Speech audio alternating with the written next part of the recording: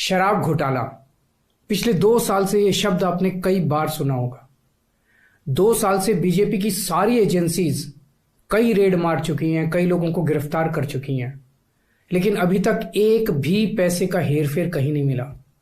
कहीं से एक भी पैसा नहीं मिला। अगर भ्रष्टाचार वाकई हुआ है तो इतने करोड़ों रुपए गए कहां? क्या सारा पैसा हवा में गायब हो गया? सच्चाई यह है कि किसी तरह का कोई भ्रष्टाचार हुआ ही नहीं। अगर होता तो पैसा भी मिलता। ऐसे फर्जी केस में आम आदमी पार्टी के कई नेताओं को इन्होंने अभी तक जेल में रखा हुआ है। किसी के भी खिलाफ कोई सबूत नहीं है, कुछ साबित नहीं हो रहा, खुलेआम गुंडागर्दी चल रही है, किसी को भी पकड़ के जेल में डाल दो। अब बीजेपी मुझे गिरफ्तार करना चाहती है। मेरी सबसे बड़ी संपत्ति, मेरी सबसे बड़ी ताकत मेरी ईमानदारी है। झूठे आरोप लगा के, फर्जी सम्मन भेज के ये मुझे बदनाम करना चाहते हैं, मेरी ईमानदारी पे चोट करना चाहते हैं। इन्होंने मुझे सम्मन भेजे हैं। मेरे वकीलों ने मुझे बताया कि ये सम्मन गैर कानूनी है। क्यों गैर कानूनी है? ये मैंने इनको विस्तार से लिख के भेजा है। मैंने बताया है कि उनके सम्मन कैसे गैर कानूनी है, लेकिन उन्होंने मेरी एक भी बात का जवाब नहीं दिया। इसका मतलब उनके पास मेरी बातों का जवाब नहीं है। इसका मतलब वे भी मानते हैं कि उनका नोटिस गैर कानूनी है। क्या मुझे एक गैर कानूनी सम्मन का पालन करना चाहिए?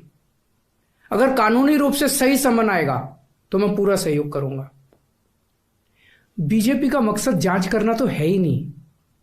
इनका मकसद तो लोकसभा चुनाव में मुझे प्रचार करने से रोकना है। ठीक लोकसभा चुनाव के पहले इन्होंने मुझे सम्मन भेजा है। क्यों? इस जांच को चलते 2 साल हो गए। अभी ठीक लोकसभा चुनाव के पहले मुझे क्यों बुलाया जा रहा है? पहले क्यों नहीं बुलाया? सीबीआई ने मेरे को 8 महीने पहले बुलाया था। मैं सीबीआई में गया था, उनके सारे जवाब भी दिए थे।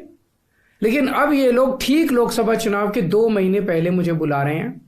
तो बीजेपी का मकसद कोई पूछताछ करना थोड़ी है। इनका मकसद है पूछताछ के बहाने केजरीवाल को बुला लो और उसे गिरफ्तार कर लो, ताकि मैं लोकसभा चुनाव में प्रचार ना कर पाऊं।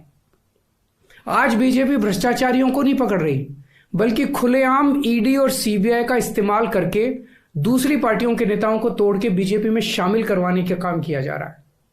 एक नहीं, 2 नहीं, कितने उदाहरण हैं जहां किसी पार्टी के नेता के खिलाफ ईडी सीबीआई के मामले चल रहे थे या उन पर गंभीर आरोप लगे हुए थे।